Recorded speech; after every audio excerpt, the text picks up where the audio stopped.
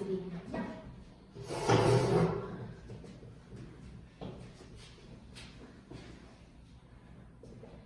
이제 우리는 아직은 중학교 2학년이지만 여러분을 중3으로 부를 거예요. 중3은 우리 학원은 주말, 토요일, 그리고 일요일 주 2회 시스템이고 토요일 선생님이랑 일요일 선생님이 각각 다른 분이 들어가요. 그래서 토요일 쌤은 당분간 쌤이 계속 수업 들어갈 박지연 선생님이라고 기억해 주시면 되고 내일 등원을 하게 되면 수업을 해주실 선생님은 임문주 쌤이 수업을 해주실 거예요. 왜 우리가 이렇게 쪼개서 수업을 하냐면 우리가 각각 맡은 영역이 달라. 우리가 2시간 수업을 할 건데 1교시 수업에서는 쌤은 문학에서 시만 가르칠 거고 문주쌤은 내일 소설에 대해서 가르쳐 주실 거야. 많이 배워봤자 한 작품씩 배울 거야. 그리고 2교시에 들어가면 쌤이랑은 독서 수업을 할 거고 문주쌤이랑은 문법 수업을 할 거야. 독서 수업이 뭐냐면 모의고사를 풀어본 적이 한 번도 없다고 했으니까 우리가 고등학교에 올라가면 3월, 6월, 11월 이럴 때 학교 그리고 전국에 있는 학생들이 다 같이 수능을 대비하는 모의고사라는 걸 봐. 그 수능 시험이 비슷하게 이런 식으로 나올 거기 때문에 너네가 이렇게 연습을 해봐 라고 보는 시험인데 그 시험은 80분 동안 몇 문항을 푸는 거냐면 국어에서 45문항을 풀어요. 근데 시험 범위가 정해져 있어? 안 정해져 있어? 안 정해져 있어. 학교 시험 같은 경우에는 여기서부터 여기까지 이거 외워와 이 단원 들어가라고 알려주지만 좀 이제 고등학교 올라가서 보는 모의고사나 수능 같은 경우에는 뭐 특정한 작품을 정해주는 게 아니라 너네가 중학교 때부터 고등학교 때까지 배웠던 그 국어에 관한 모든 것들을 다 알고 있는지 정해진 시간 내에 글을 빨리 읽을 수 있는지 그런 걸 물어보는 게 모의고사란 말이야. 결국에 그 모의고사 점수가 꾸준히 잘 나와야 나중에 뭐도 잘 보는 거야? 수능도 잘 보는 거야. 근데 보통 중학교 때는 그런 모의고사라는 개념이 없다 보니까 애들이 중학교 때 국어 공부 어떻게 해? 사실 너무 쉽잖아. 특히 백오중은. 그래서 솔직히 시험 보기 일주일 전 길게 잡으면 학원 안 다니는 친구들은 혹은 뭐 한 3일 전 학교에서 수업했던 프린트만 달달 외우고 교과서 필기만 달달 외워도 100점이 나와도 이상하지 않을 정도로 쉬워, 중학교 시험은. 근데 이제 고등학교만 올라가도 얘네들이 당장 모의고사를 봐야 되기 때문에 난이도가 엄청 높아진단 말이야. 그래서 우리가 그걸 대비해서 모의고사라는 건 이런 식으로 문제가 나오니까 너네가 시 읽을 땐 이렇게 읽어봐, 소설 읽을 때는 이런 걸 중심으로 봐야 돼, 독서 지문이 나올 땐 이렇게 읽는 방법이 있어, 문법 개념엔 이런 것들이 있어 라고 배경 지식을 알려주는 거야. 그래서 항상 수업을 들을 때 너네 목표가 뭐라고 생각하면 되냐면 이걸 내가 오늘 하루 듣고 까먹는 게 아니라 계속 내 머릿속에 쌓아놨다가 고등학교 때 올라가서 수학도 해야 되고 영어도 해야 되고 사회 가탐 다 해야 되는데 나는 국어 미리 해놨으니까 국어는 부담 없다 이런 목표를 가지고 해주시면 돼요. 근데 그게 제일 어렵지? 왜냐면 평상시에 국어 공부를 잘 안 하거든 애들이. 그치? 시험 때만 하고. 그래서 학원을 다니면서 최대한 고등학교 올라가기 전에 우리가 이런 것들을 알아두면 좋아 라는 것들을 많이 전달을 해드릴 테니 집에 가서 꼭 복습해 주시고요. 아마 복습 걸리는 시간도 그렇게 오래 걸리지는 않을 거야. 대신에 평상시에 학원 안 다닐 때보다는 숙제를 좀 하고 글도 읽어보고 하니까 연습은 조금씩 되겠죠. 근데 아예 복습을 안 할까봐 우리가 뭘 하냐면 토요일에도 테스트를 보고 일요일에도 테스트를 볼 건데 토요일에 보는 테스트는 아까 쌤이 나눠줬던 그 어휘 테스트지 있죠. 그 어휘 학습지 꼼꼼하게 읽어오면 내가 거기다가 빈칸을 뚫어놨어. 핵심적으로 알아야 될 개념어들. 그래서 그 빈칸 채워오면 돼. 제 시험은 별로 보지 않거든. 제 시험 기준은 어느 정도냐면 문항이 20문항인데 10문항 넘게 틀렸다거나 이런 애들은 아예 공부 안 한 거니까 제 시험을 볼 수도 있어. 근데 제 시험을 또 매번 보는 애들이 있겠지, 공부 안 해왔을 때. 그러면 벌점 나갈 수 있어요. 공부를 안 했다는 거니까. 토요일은 그렇게 어휘 테스트를 볼 거고 일요일에는 복습 테스트라는 걸 봐요. 우리가 학교에서 시험 보는 것처럼 너가 이거를 수업을 들었으면 이 문제도 풀 수 있어야 돼 라고 이제 문제를 내는 건데 우리가 오늘 뭐 예를 들어서 상주구성이라는 현대시를 배웠어. 그럼 옆에 문제가 3문제 딸려 있었잖아. 그 문제 이외에 선생님이 변형 문제를 내서 복습 테스트에 낼 거야. 그럼 그 문제 풀어보면서 내가 제대로 이 작품을 이해했나, 문제를 제대로 볼 줄 아나 이런 거 테스트한다고 보시면 될 것 같고요. 그 복습 테스트도 반타작을 계속 못한다 이러면 뭔가 공부가 안 됐다라는 거니까 경고가 나가는데 보통 반타작 못할 만큼 엄청 어렵게 내지는 않아요. 그래서 적당히 복습해 와서 부담 없이 보시면 되는 테스트다. 매주 있다 라고 생각해 주시면 될 것 같고요. 그래서 우리 학원은 이런 식으로 진행이 된다. 평상시에 선생님이랑 수업하는 이 수업의 이름은 우리가 정규 수업이라고 부를 거야.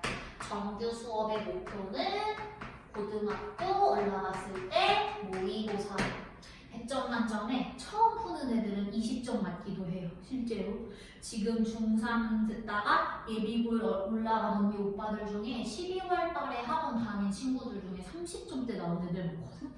100점 만점에? 그건 배고 중이든 해설 중이든 뭐 학교는 상관이 없는 것 같은데 특히 배고중 친구들이 모의고사 많이 안 나와. 학교 중에서 쉬워서. 그래서 우리는 모의고사 적어도 1년 정도 중등부 다니다가 고등부 올라갔을 때 제발 60점대 이하는 안 나오게. 그거 목표로 공부한다고 생각하시면 돼요. 그러다가 내신 대비 기간에 들어가면 학교별로 뭉쳐서 학교 시험 대비 들어갈 거예요. 내신 대비 들어가기 전에 선생님이 얘기할 거야. 이 반에 나중에 어떤 친구들이 더 들어올지 모르겠지만 배고충 친구들이 많이 듣는 타임이 배고충 내신 대비 편이 될 수도 있고 만약에 여기가 배고충 반이 아니라 다른 반이 돼버린다면 시간을 옮길 수도 있거든. 그거는 뭐 그때 내신 대비 때 가서 우리 조율해보면 되는 거니까 이렇게 체계가 두 가지로 흘러간다 라고 생각해 주시면 될 것 같아요. 그래서 우리 오늘 현대시 첫 수업인데 항상 첫 수업 때는 쌤이 여러분들한테 뭘 설명하냐면 현대시라는 걸 우리가 문제 풀 때 어떤 식으로 감상을 해야 되냐라는 걸 내가 알려줄 거야. 그래서 그 내용을 어디다가 적어보냐면 지금 삭주구성이라고 써져 있는 그 페이지 말고 앞쪽으로 넘어가서요. 쪽으로 넘어가면 10페이지에 그렇지 독해원리 현대시 어떻게 읽어야 되나 이런 말이 써져 있을 거야. 줄글로 막 방법 써져 있죠. 그거 그냥 쌤이 칠판에다가 판서로 정리해 줄 거니까 여백에다가 적어주시면 돼요. 그래서 현대시 감상 방법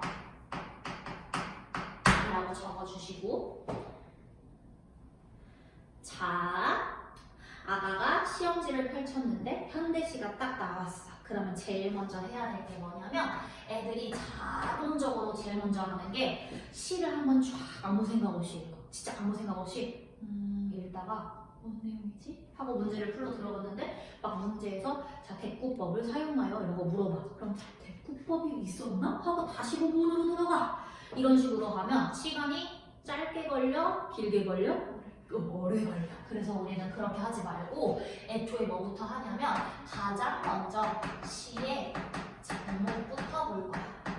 이건 시뿐만이 아니라 소설도 마찬가지야. 왜냐면 우리가 드라마나 영화를 볼 때도 그 드라마나 영화의 제목을 모르고 보는 경우는 없어. 나 영화 보러 가 하면 사람들이 제일 먼저 물어보는 게 무슨 영화? 뭔데? 이렇게 물어보니까 제목을 말하잖아. 그 제목이라는 게 가지는 힘이 뭐야? 이 드라마, 이 영화에서 어떤 걸 중심으로 얘기할 건지 제목에서 스포를 해주잖아. 그래서 문학작품도 마찬가지야. 그 제목 안에 우리가 그걸 곰곰이 살펴보면 중심 소재가 뭔지 알려주는 경우도 있고 주제가 뭔지 알려주는 경우도 있고 화자가 누군지 알려주는 경우도 있으면서 화자가 느끼는 주된 정서가 뭔지 알려주는 경우도 있어. 핵심 요소가 무조건 제목에 들어가 있을 거야. 그래서 제목을 읽고 추측해주는 거야. 뭐와 관련이 있을까? 그런 다음에 본문으로 들어가는 게 아니라 문제를 보러 가. 문제를 보러 가보면 그 다양한 문제들 중에 최소 문제가 3개에서 4개 정도 있을 건데 그 중에 보기가 있는 문제가 있어. 근데 보기도 여러 개의 내용이 담긴 보기가 있단 말이야. 그 보기들 중에 어떤 게 있냐면 작품에 대해서 이 작품은 이러이러한 배경으로 창작된 작품이다 라고 작품 설명을 해주는 경우가 있다? 그러면 이걸 읽고 작품 보러 들어가는 거랑 안 읽고 바로 들어가는 거랑 깊이가 달라지겠죠. 그래서 작품 설명이 있는 보기가 있나 없나, 혹은 작가 설명하는 보기가 나오기도 해. 그럼 작가가 이런 글을 많이 쓰는 사람이야 라고 특징 알려주겠지? 그런 식으로 우리가 최대한 제목과 보기에서 뭘 얻어줘야 된다 라고 생각하냐면 힌트를 최대한 놓고 들어가야 돼. 내가 배우지 않은 작품이 나올 거니까. 힌트를 최대한 얻어야 된다라고 생각해 주시고, 3번째, 그렇게 힌트를 얻고 나면 본격적으로 본문으로 들어가 보는 거야. 본문을 그래서 읽어줄 건데 본문도 아무 생각 없이 읽으면 대체 뭐가 중요한지 모른단 말이야 우리가. 그래서 본문에서 시를 읽을 때 가장 중요하게 찾아줘야 되는 건 시에서 말하는 사람들이 누구라고 하죠? 화자라고 하지. 화자를 일단 찾아야 돼. 분명 시에서 말하는 사람은 있는데 그 사람이 시 속에 등장을 하는 경우가 있고 등장을 안 하는 경우가 있단 말이야. 등장을 한다는 건 무슨 뜻이냐면 나는 이렇게 나라는 단어가 나오거나 우리라는 단어가 나오면 화자가 시 안에 등장하는 거야. 그래서 이런 단어를 보자마자 아가가 뭐 해주면 좋냐면 화자 여기 있다 하고 동그라미 표시해주면 돼. 누누만을 뜨면 안 보이니까. 자, 그래서 동그라미 표시해주고, 쌤이 우리 지금 배우는 거 고등부 선행이 섞여 있다고 했어요. 그래서 고등학교에 올라가면 이런 애들을 두고 문제에서 뭐라고 얘기해? 표면 화자라고 얘기하니까 표면 화자를 나나 우리라고 하는구나 라는 것도 알아두시고 몰랐다면. 근데 만약에 화자가 등장을 안 해. 그런 경우는 어떤 경우냐면 자기가 주인공이 아니라 화자가 작품 바깥에서 어떤 대상을 바라봐. 제가 지금 뭘 하고 있고 제가 뭘 느끼고 있고 쟤는 지금 그래서 이런 상황이야 라고 설명을 해주는 사람이면 중요한 건 이제 화자가 아니라 화자가 바라보는 시적 대상이 중요하겠지. 그래서 시적 대상이 있다 라고 한다면 화자랑 구분할 수 있게 이렇게 괄호로 묶어줘. 근데 만약 화자가 그 시적 대상을 앞에다가 두고 말을 건네고 있다면 그 시적 대상을 우리가 다른 말로 뭐라고 부를 거냐면 말을 듣고 있는 청자라고 할 거야. 그럼 청자면 따로 동그라미 2개 표시해주는 것도 좋아. 왜냐? 청자가 있다는 건 혼잣말 하는 게 아니라 뭐 하고 있다는 거니까? 대화를 나누고 있다는 거니까 문제에서 뭐라고 나올 거야? 말을 건네는 좀 이런 식으로 나올 거란 말이야. 그래서 이런 걸 찾아줘야 우리가 지문을 특징을 조금 수월하게 파악할 수 있겠죠. 이런 팁들을 알려주니까 요걸 적용해서 작품을 읽어보라는 거예요. 그래서 찾았어. 작품의 주인공이 화자거나 시적 대상인 걸 찾았다면 이제 걔네들이 어떤 상황에 놓여져 있고 어떤 정서를 느끼고 있고 그리고 어떤 태도를 보이고 있는지를 보통 문제들이 물어봐. 얘가 어떤 상황인지는 어떻게 힌트를 줄 거냐면 배경으로 암시하는 경우가 많아. 왜냐? 그 배경에 따라서 뭐가 달라지니까? 작품의 분위기가 달라지니까. 내가 시 속에서 사랑하는 사람과 헤어졌는데 그 헤어진 상황을 슬픔을 어떻게 표현하냐면 비가 미친 듯이 오는 날로 배경을 삼으면 더 몰입이 되겠지. 그런 식으로 배경이 나오면 우리 네모 박스 칠 거야. 계절적 배경이든 시간적 배경이든 공간적 배경이든. 배경의 종류는 계절, 시간, 공간 이런 것들이 보통 나와요. 네모를 해주면 되는 거야. 이 네모가 왜 중요하냐면 만약에 처음에 시 시작할 때 봄이라고 해서 봄 네모 했는데 끝날 무렵에 겨울이야. 그러면 시의 흐름이 봄에서 겨울이니까 시간의 흐름인 게 눈에 보이겠지? 얘가 처음에 시작할 때 운동장이라는 공간에 있었는데 마지막에는 도살장에서 끝나네? 아, 공간의 이동이네? 이런 게 보이게 표시를 하라는 거야. 그리고 화자가 시적 대상의 상황에 대해서 설명을 하는 경우도 있어. 근데 시다 보니까 대놓고 나 지금 뭐 했어? 라고 얘기를 하기보다는 어떤 특정 시어 앞뒤로 수식어를 붙이거나 서술어를 통해서 암시하는 경우가 많을 거야. 예를 들어 그 사람의 뒷모습이 보인다 라고 했는데 그 뒷모습이 슬픈 뒷모습이다 라고 하면 아, 상황이 부정이구나 라는 걸 알 수 있게끔. 자, 그리고 그렇게 우리가 상황을 파악해서 아, 얘가 지금 무슨 상황이네, 그 상황 속에서 느끼고 있는 정서 파악해주면 되는데, 정서는 크게 두 가지야. 직접 얘기를 하거나 아니면 간접적으로 추측할 수 있게 얘기를 하거나. 예를 들어 화자가 시 속에서 서럽다 라고 얘기하면 그건 진짜 그냥 직접 제시를 한 거고요. 근데 서럽다라고 얘기 안 하고 눈물을 흘린다 이렇게 얘기하면 서럽다라고 직접 얘기한 게 아니라 눈물 흘리는 모습을 통해 얘가 지금 뭔가 슬픈 건가 봐 라고 얘기를 암시하는 거겠죠? 이런 정서가 나오는 게 제일 중요한데 플러스냐 마이너스냐에 따라서 마이너스면 세모 표시, 플러스면 동그라미 표시해주면 되는 거야. 그리고 그 상황에 대한 화자의 태도는 어떻게 파악하냐? 말투로 보면 돼. 좋아. 행동이나 말투로 보면 되는데, 예를 들어서 나 지금 너무나도 힘든 상황이라서 포기하고 싶지만 포기하지 않겠다라는 말투를 사용하면 뭐뭐겠다는 뭔가 체념에 가까워, 의지에 가까워? 의지에 가까우니까 얘 태도가 긍정이다 이렇게 접근할 수 있는 거야. 그래서 이렇게만 찾아도 시에서 화자가 전달하고자 하는 메시지는 우리가 다 파악이 가능한 거야, 내용으로. 그리고 나서 여기까지만 해도 훌륭한데 조금 더 찾아줄 수 있으면 뭐까지 정리해주면 좋냐? 표현상,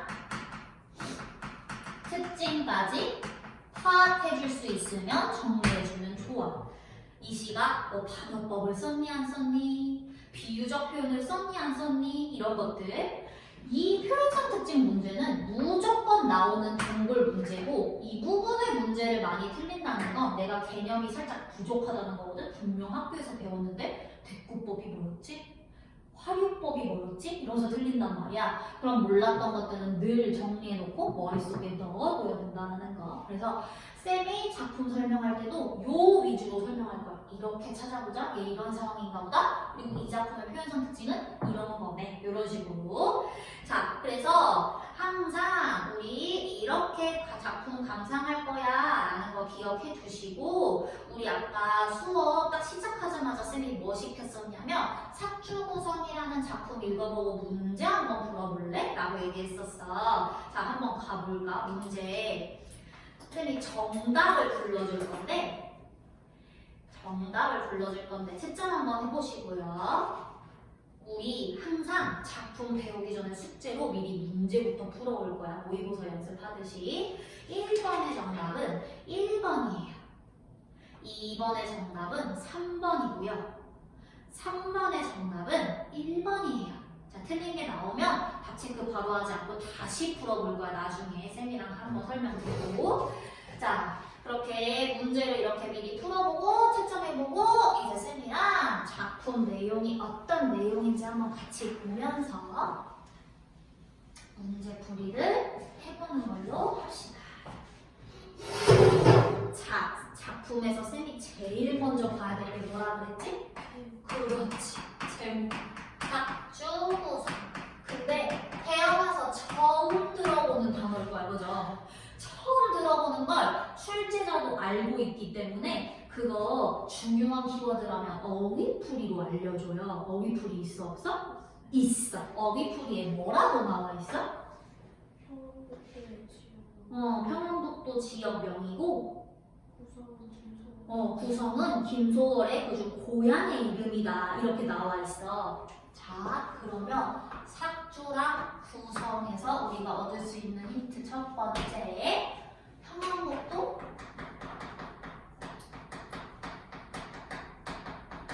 지명이라고 했네요. 그러면 이 작품은 구체적인 지명을 사용하고 있다는 거. 우리가 이렇게 시인들이 구체적인 지명을 사용하면 향토적 정감을 불러일으킨다라는 얘기가 세트로 많이 나와. 이 향토라는 말이 무슨 말이야? 도시적인 느낌보다 시골적인 느낌, 우리 고유의 전통의 느낌 나게끔 말한다는 뜻이야. 자, 그리고 이때 구성은 작가의 뭐라 그랬어? 어휘풀이에 고향. 그러면 제목에 자기의 고향 이름을 넣을 만큼 화자는 어떤 감정을 느끼는 상황이라고 추측할 수 있을까? 오, 맞아.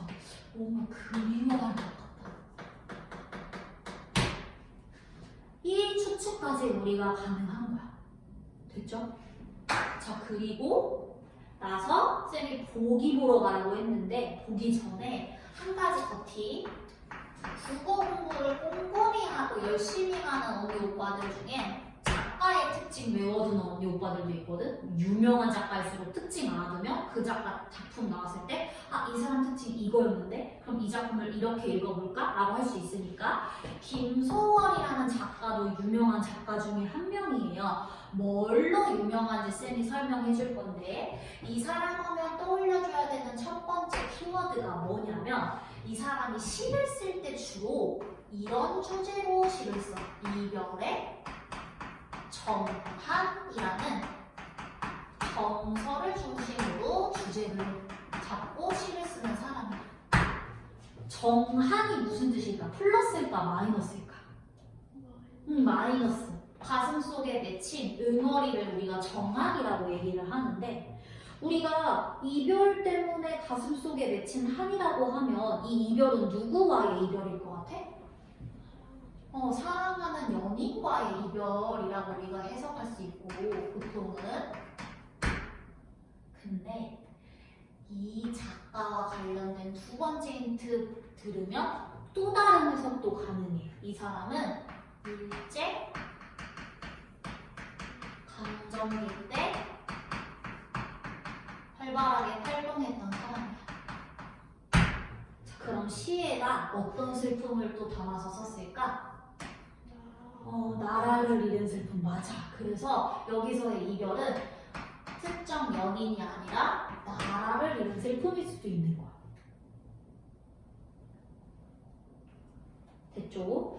그리고 세 번째 특징까지만 적을게요. 우리 이 사람의 세 번째 특징은 시를 쓸 때 아무 생각 없이 생각나는 대로 즉흥적으로 쓰는 사람이 아니라 계산을 해서 쓰거든? 뭘 계산을 쓰냐면 나는 이 시를 읽을 때 사람들이 리듬감을 느꼈으면 좋겠어. 규칙적으로 어떤 리듬감을 느꼈으면 좋겠다고 생각했냐면 삼음보의 리듬감을 느꼈으면 좋겠다고 생각했나 봐. 그러니까 세 번씩 끊어읽게 만들어. 삼음보 요격. 근데 그것도 그냥 마구잡이로 삼음보로 끊는 게 아니라 7글자, 5글자씩 끊어서 삼음보로 읽게 만들어. 자, 이거를 고등학교 올라가면 문제에서 뭐라고 하냐면 삼음보, 미묘적, 율격 이렇게 얘기 많이 해요.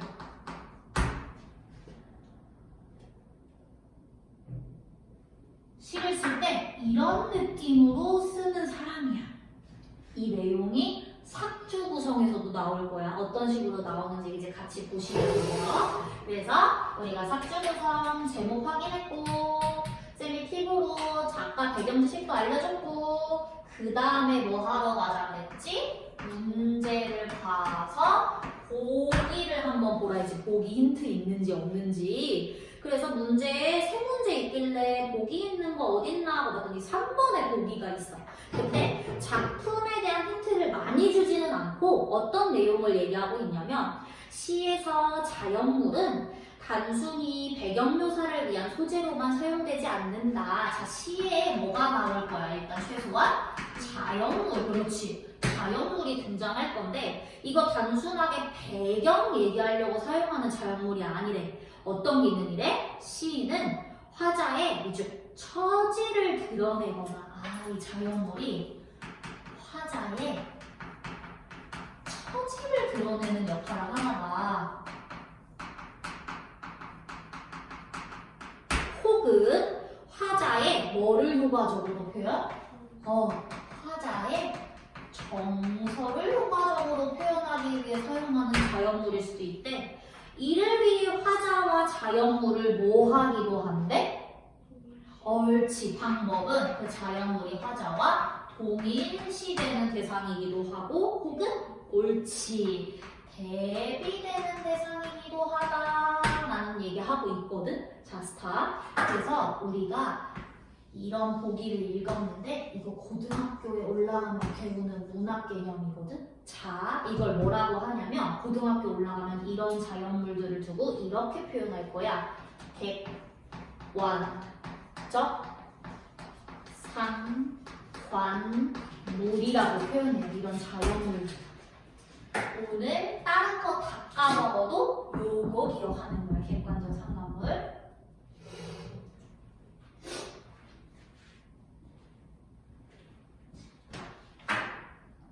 이 객관적 상관물은 화자의 처지나 정서를 대신 드러내는 자연물들을 뜻하고요. 사물들을. 그 방법은 화자랑 똑같은 처지에 있거나 화자랑 대비되는 처지에 있는 애들이다 라는 걸 지금 힌트로 준 거야. 이런 객관적 상관물이 작품 속에 나올 거니까 한번 찾아봐 라고 힌트 지금 준 거야. 그래서 여기까지 보기 읽었으니 우리 한번 작품 들어가서 어떤 내용인지 읽어볼게요. 연 나눠져 있어요? 안 나눠져 있어요?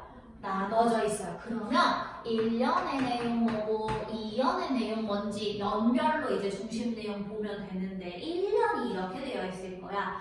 물로 사흘, 배에 사흘, 먼 삼천리라고 얘기하면서요.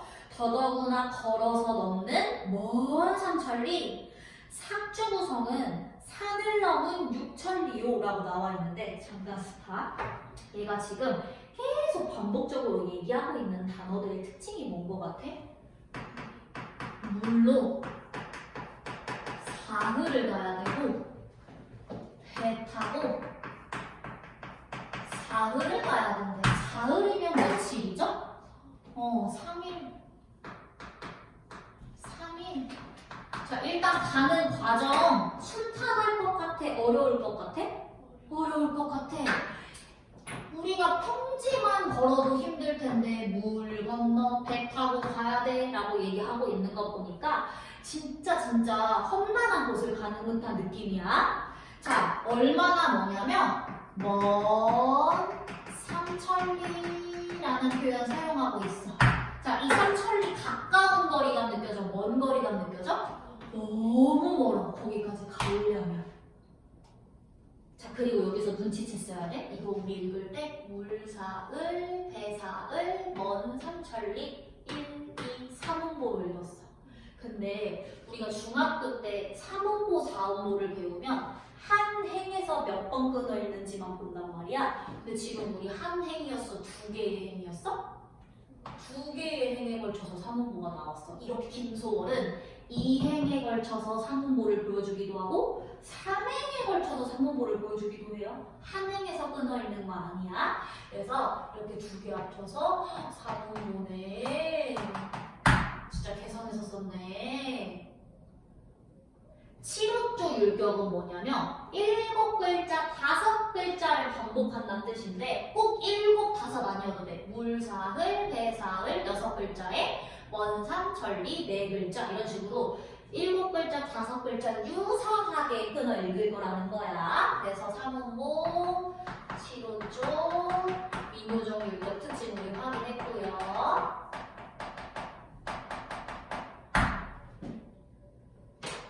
더더구나 걸어넘는 먼 삼천리 또 뭐 반복해서 얘기했냐면 걸어서 넘어가야 되는 먼 삼천리 똑같은 식구 반복하고 있죠. 이런 거 이제 정리하면서 있는 식구.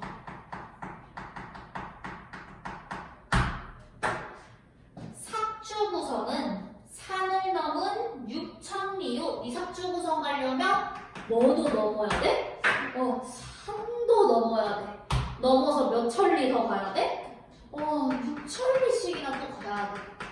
6천리도 당연히 거리감 나타내려고 사용한 시어겠다라는 거 체크 한번 해주시고, 우리가 이렇게 1년만 읽어도 뭐가 느껴지냐면 얘가 너무나도 가고 싶어하는 삭주구성이라는 게 가까운 곳에 있어? 멀리 있어? 멀리 있어. 근데 얘가 진짜 작아지고 이렇게 3천리, 6천리 재봤을까? 아니야. 그래서 우리가 이 세모 표시한 것들의 공통점은 심리적 거리감을 드러내고자 사용한 애들이라고 보면 돼.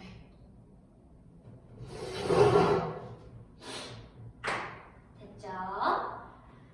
자, 그래서 엄청 머나먼 곳을 내가 가고 싶어 하는구나 라는 거 우리가 1년에서 봤고, 2년 들어가 보면 물 맞아 한 박이 젖은 제비도, 자연물 하나 나오면 이런 거 집중해서 보세요. 제비 한 마리도 가다가 비에 걸려 오노랍니다 라고 하는데, 보통 제비는 새니까 그냥 날아가면 되잖아. 걷는 게 아니니까. 인간보다는 훨씬 더 먼 거리를 가기 좋은 애들이란 말이야. 근데 이 제비조차도 가다가 비에 걸려서 오노랍니다 라고 얘기하는 거 보면 제비도 결국에 갈 수 있는 곳인 거야, 없는 곳인 거야? 없는 곳인 거야. 그럼 잠깐 스탑. 이 자연물 얘기 갑자기 왜 했을까? 누구랑 비슷해? 화자의 처지랑 비슷해 라는 거 확인할 수 있어. 이런 애들을 두고 우리가 뭐라고 얘기하는 거다? 그렇지. 얘네가 객관적 상관없네.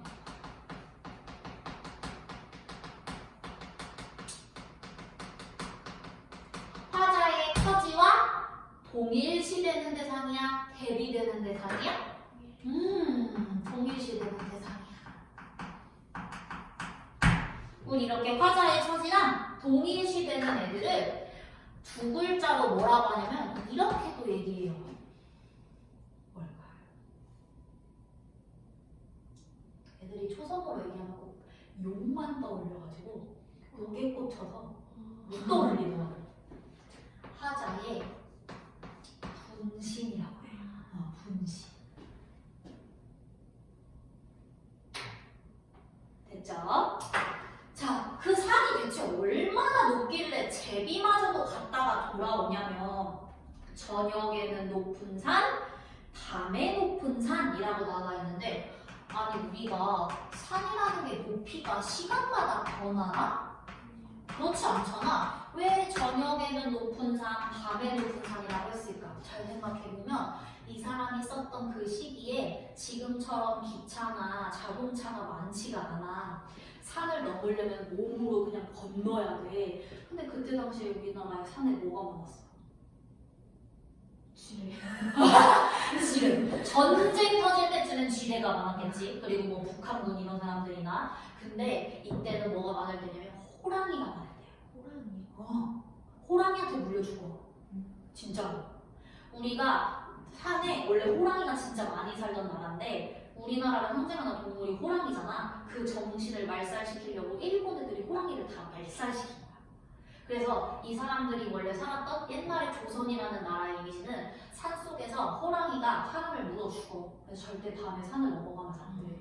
근데 얘는 고향에 가려면 꼬박 밤을 새워서 산을 넘어야 되고, 그러면 그 산 높이가 낮게 느껴지겠어? 심리적으로 너 멀게 느껴지겠어? 멀게 느껴져. 너무 높게 느껴지는 거야. 그래서 저녁에는 높은 산, 밤에는 높은 산이라고 하면서 산이 그만큼 높아. 너무나도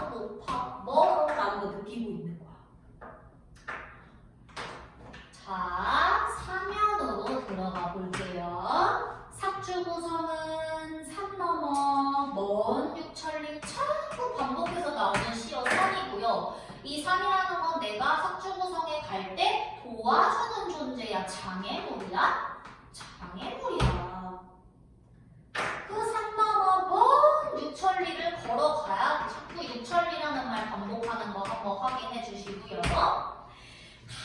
가끔 꿈에 나왔을 때는 몇 천리래? 4, 5천리. 그러면 얘가 실제로 느꼈던 거리감이랑 꿈에서 느끼는 거리감 중에 뭐가 더 멀게 느껴지는 거야? 실제로 느끼는 거리감이 더 멀게 느껴지는 거. 차라리 꿈이 가깝게 느껴질 정도로 너무나도 먼 거리라는 거 지금 강조하고 있는 거예요. 가다가 오다가 돌아오는 길이겠지요 하면서, 자, 여기서 우리 하나 더 짚고 넘어가자. 자꾸 하다가 말투가 반말하고 있어, 존댓말하고 있어? 뭐뭐요라는 보조사요 반복해서요 존댓말 하고 있는데, 이런 존댓말을 우리가 고등학교 올라가면 어려운 말로 뭐라고 얘기하냐면 경어체를 사용한다 라고 얘기해요. 존댓말 사용하는 걸 경어체라고 합니다. 이런 기호도 알아두세요. 이제 중3 올라가면 많이 나올 거예요. 경어체의 반대말 뭐게? 네. 구어체는 입말을 살리는 걸 구어체라고 해. 경어체가 높임말이니까 높임말의 반대말은 반말이나 반말을 평어라고 해. 이런 것도 알아두세요. 자, 다영합니다. 서로 떠난 몸이길래 몸이 그리워, 네 물든 곳이길래 곳이 그리워, 못 보았소 새들도 집이 그리워, 남북으로 오며 가며 아니합니까. 자, 이 사람 사연에서 되게 중요한 얘기 했어.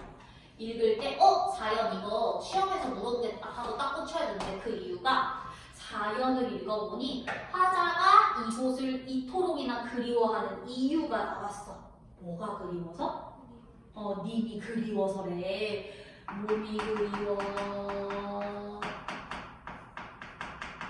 곳이 그리워 라고 하면서 정석 간접 제시한 거예요? 직접 제시한 거예요? 옳지, 직접 제시했어요. 그리고 비슷한 문장 구조 지금 1행, 2행에 반복한 거 보여요? 서로 떠난 몸이길래 몸이 그리워, 네 물든 곳이길래 곳이 그리워. 이런 거 무슨 법이라고 하게?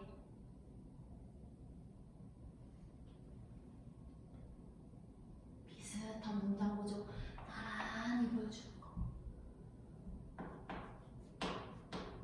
그래, 이게 대부분 이런 용어들을 정확하게 이제 알고 넘어가셔야 돼요.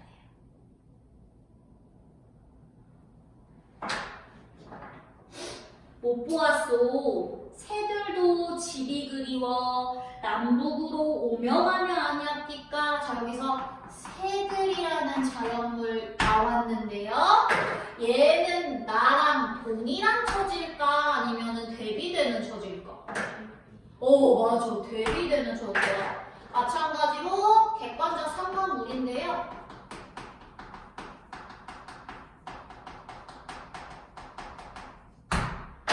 대비되는 존재로 사용된 객관적 상관물이에요.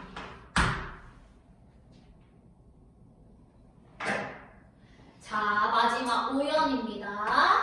들끝에 날아가는 나는 구름은 밤쯤은 어디 바로 가 있을 텐고. 삭주구성 산 너머 먼 유천리라고 하면서 머나먼 삭주구성 얘기하면서 시가 마무리됐다? 근데 오연에서 자연물 하나가 더 나왔어.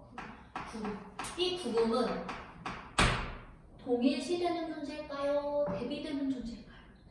대비입니다. 맞아요.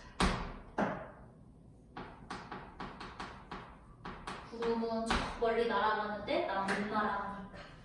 이런 식으로 우리가 시 내용 한번 훑어봤어요. 그래서 다 읽어봤더니 주제, 삭주 구성에 대한 뭐가 느껴지는 시더라? 그리움이 느껴지는 시더라.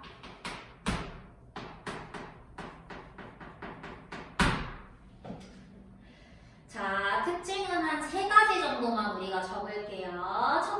번째째는 우리가 이 시를 읽어보니 무슨 율격이 계속 느껴지더라? 삼음도 율격.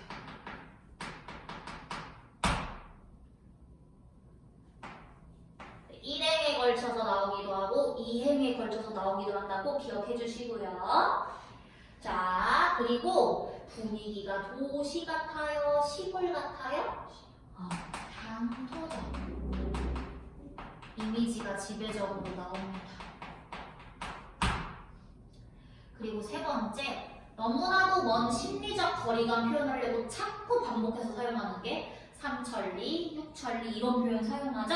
그래서 구체적인 수치를 나타내는 시어를 사용해서 심리적 거리감을 강조하고 있어요.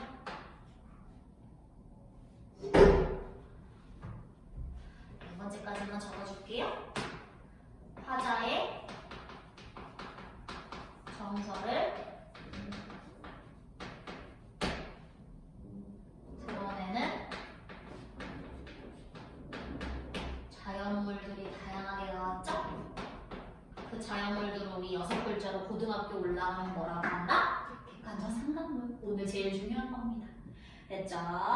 자, 우리가 여기까지 이렇게 읽어봤을 때 이제 작품 보기 전에 풀었던 그 문제풀이 다시 한번 보겠습니다. 1번 문제. 위 시에 대한 설명으로 가장 적절한 거. 요거 아마 어렵지 않게 풀었을 거예요. 정답은 몇 번이었다? 1번이었다. 명사로 시행을 마무리했다. 이런 거 보자마자 우리 뭐 확인해주면 돼? 마지막 면에서 뭐? 육천리라고 마무리했어요. 명사로. 보통 그렇게 명사로 끊어주면 뭔가 우리가 우리나라 사람들 말은 명사로 끝나는 게 아니라 뭐뭐 했다 이렇게 동사나 형용사로 끝나는데 명사로 끝나니까 여운이나 이런 얘기 많이 합니다. 이건 세트로 많이 나오는 말이니까 기억해 주시고요.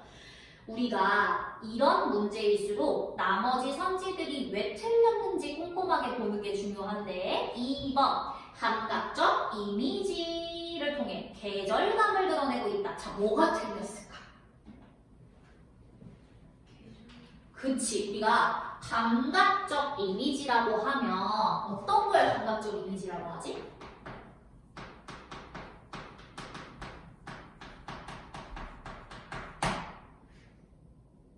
시에서 감각적 이미지가 있어 없어 보면 뭘 확인해야 될까?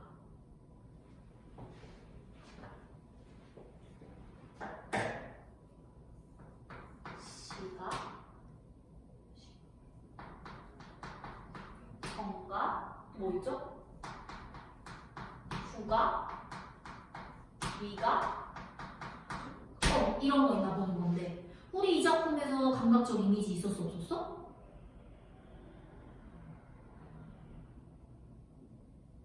머릿속에 엄청 높은 산 그려지지 않아? 그럼 시각이 있는 거야.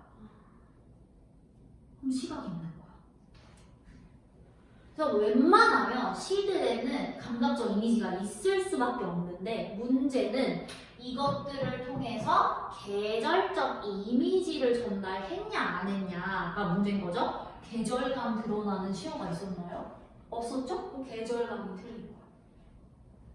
자, 그 다음 3번 색채어를 사용해서 했을 때 색채어가 무슨 뜻이죠? 그렇지, 색깔을 나타내는 단어들을 색채어라고 하죠. 자, 색채어랑 색채 이미지랑 구분해주면 좋으니까 이거 기억해줄게요. 색채어는 예를 들어 파란이라고 하면 딱 파란색이라고 단어에 적혀있으니까 이런 게 색채어. 색채 이미지는 특정 색깔 떠올리게 만드는 것. 예를 들어 바다라고 하면 우리 딱 파란색 떠올리죠? 이런 건 이미지라고 얘기할 수 있는 거예요. 근데 지금 바다를 두고 색채어라고 얘기하진 않겠죠? 그런 거 구분해 주시고 3번 했고 4번 음성상징어가 뭐예요? 음성상징어는 종류가 2개 있어. 소리를 나타내는 의성어나 모양을 나타내는 의태어. 예를 들어 자전거가 따르릉 따르릉 하면 따르릉 따르릉은 뭐야? 의성어죠. 나비가 나풀 나풀이라고 하면 의태어야. 구분해줘야 돼. 근데 그런 게 작품 속에 나와 있었다 안 나와 있었다?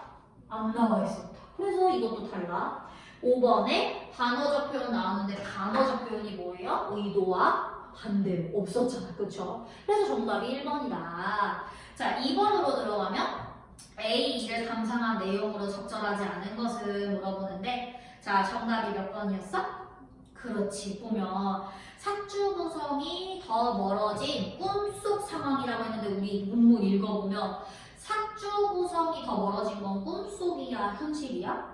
현실이 더 멀게 느껴진다고 했으니까 꿈속 상황이 틀린 거죠. X 표시. 틀릴 리가 없는 문제였습니다. 마지막 3번 문제 한번 다시 볼까요? 요거 틀리는 친구들 나눠서 다시 한번 봅시다. 몇 번이 정답일까?